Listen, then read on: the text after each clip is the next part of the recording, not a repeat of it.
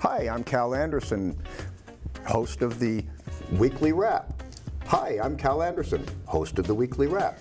Hi, I'm Cal Anderson, host of the Weekly Wrap. And this is, of course, the Groundhog's Day show. And that was a little homage to the famous Bill Murray movie. I couldn't resist. It's also, as you see, wear red for especially Women's Cardiac Awareness Day. So I'm wearing red. The set's got a lot of red elements in it. And we're going to be talking a little bit about heart health and things that are especially interesting to senior citizens. So if anybody's senior citizen, knows one, or expects to be one, you're going to like our guest today and what he has to say. So you might have seen his PSAs that were on pretty frequently through, I think, the month of December in conjunction with a local ABC affiliate in Boston. But today he's going to talk about the CARE Act. So I have today, he's the Massachusetts Director of AARP, Mike Festa. It's a pleasure to be here. Thank you all, folks, for having me. Cal, I know this is going to be a lot of fun and informative, because that's what it's about. That's what I've heard a lot about your show, and I think your your introduction about Heart Month and focus on that. I brought intentionally I love caregiver, AARP official, we love squeeze ball. Stress relievers, well, they call them. After the show, I want to show you that's going to be yours. I wore my red tie for two reasons. One is it's not the official AARP tie, but suffice to say, it reminds folks that that's who I represent. And it's really great to be on the show. I'm glad we're focused on the CARE Act, but sort of in a more general way, focusing on caregivers and recognizing their critical role in many, many people's lives. I would throw out to the audience that just in Massachusetts, there are almost 850,000 people who right now, in one way or another, are caregivers for a loved one. It may not be a senior necessarily. It could be someone disabled, somebody who needs assistance, maybe permanently or temporarily, people in rehab, et cetera. So there's a lot going on in people's lives that, affect this whole issue of how do you care for loved ones, and the CARE Act is part of that. I know I went through it with my parents reading on in years, and it was a whole family endeavor. My sister and I took shifts. If they went into the hospital, we went in with them, stayed there with them. When they came home, we did home hospice. Yeah. But then there was the Family Leave Act that happened on Bill Clinton's watch. Right. Now, how does the CARE Act in Massachusetts differ or complement that, and just what does it mean? It's really the latter. It's a complement. I mean, think of it this way. In those days when the challenge of how employers are going to deal with and work with employees who have these caregiver challenges, these family challenges, and of course it's expanded into parental leave, et cetera.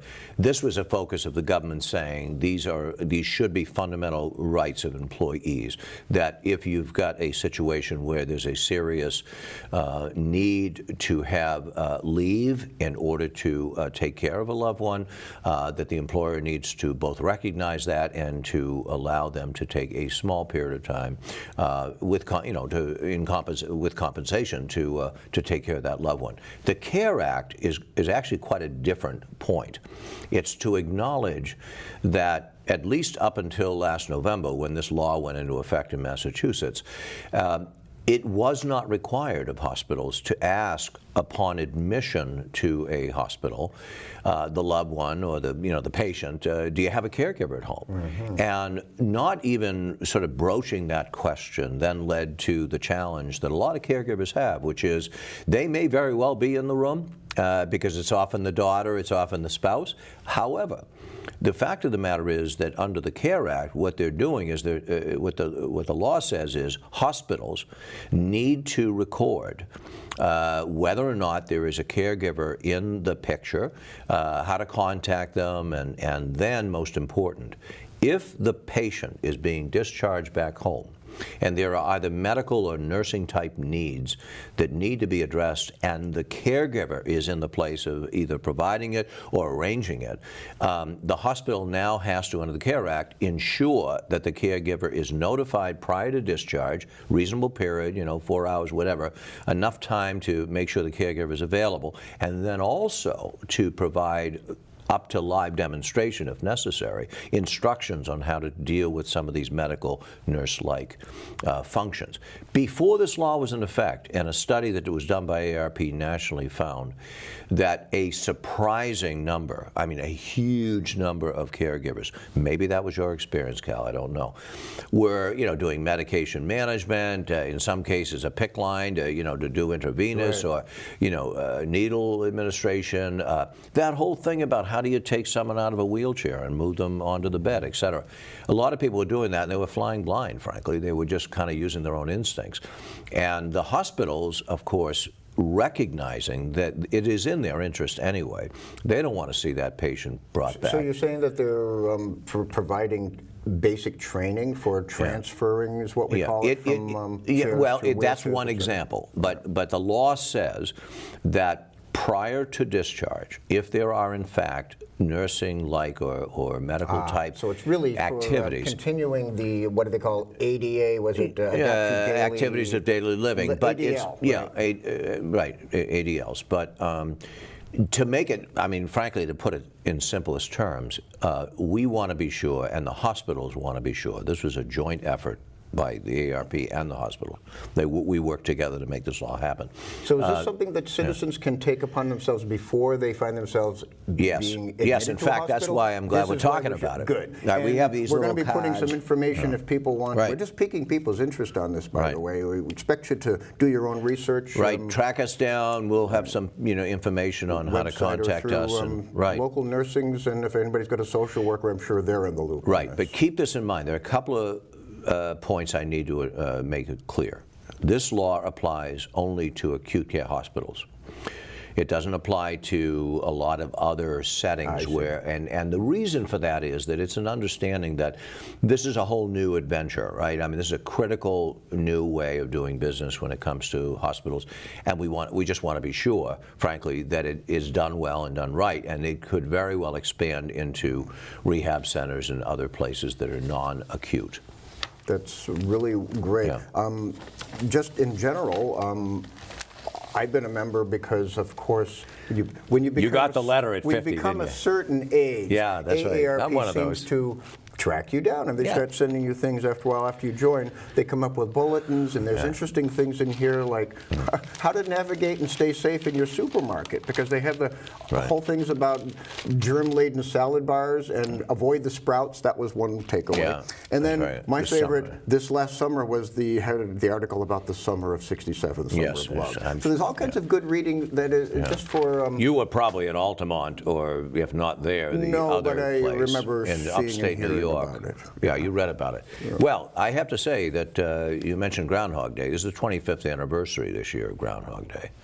Oh, the movie. Yeah, the movie. Wonderful. So, we got about 1 minute left. Oh, but boy. I got a couple of things plucked from headlines. Talk about retirement. Our Chief McDonald just retired. Good for him. Now, I've been in town 18 years. In public service. We've been through 4 fire chiefs since I've been in town. So we wish him the best. And we have the new chief, Stephen Archer, coming on for an interview in a few weeks. Oh, very cool. In March. That's good.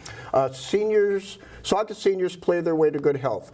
Now, don't you like to see this, Mike? Yeah. When seniors are staying active in this program to help with that. AARP is very much about that. You know, I have to say in conclusion, in terms of what we're trying to do, our mission is very holistic. I mean, obviously, we advocate federally around Social Security, around Medicare, around health security. We're worried about fraud, and we're doing a lot of programs around fraud prevention. Yeah, we seniors are marks. Yeah, but I mean, frankly, most everybody is a victim of sophisticated scammers. So we try to get we do a lot of education and outreach. We're doing a lot of activities in community. We've got to wrap up the wrap pretty soon. Now, what do you think about Ellen turning 60 this week? I hadn't thought much about it. Ellen DeGeneres. Now, look at her. She looks great. I mean, 60 to you and me is the new 40, don't you think? We never say it that way, though. 60 is the new 60. It's just a different way of being 60, right? That's what I would say.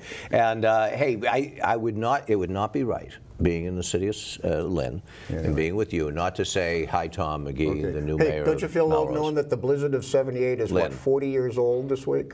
Hadn't thought about The Lynn that. but Daily yeah. Item is asking for testimonials, and I that's submitted very good. one because back then, this is the actual sign I used when I was working at a Boston hospital. I went wow. up to Newburyport to get some fresh clothes So on you one of my days off, yeah. and coming home back, I had to have this up because the city was closed to all but emergency personnel. Wow. And a troop truck from the National Guard picked me up. Wow. And I still just have this 40 years later. That is Look very how gnarly cool. it is now. I was, I was young enough to remember that for sure, but I'm going to let you, Mike Festa. By the way, your name in Italian means party, festival. so. Your family, La Festa. Your family founded Festivus. For the rest of us, yes, All right. exactly. I'm going to let you bring us home. Thanks, Mike Festa. Well done. You're a fun guy. Well, you're a fun guy too, and You it's used to really be a state rep in Melrose. yeah. so, You say you're- work with Tom McGee in the house. You and know the region. I so know the I'll neighborhood. let you bring and- us home because the director's getting antsy. Oh yeah, we got a certain time limit. Well, listen, folks, I'm very honored to be on the show. I want to remind you, if both on the CARE Act and frankly anything that AARP does, you can just go to our website aarp.org/MA, Massachusetts, and you pretty much that'll open your eyes to all kinds of things that we do, both in terms of advocacy, political advocacy on our issues, as well as a lot of community programs. So it's a pleasure. Again, we squeeze the heart. We love Lynn, and until next time, in every way, every day, What do you do? keep loving Lynn. Thanks, Michael.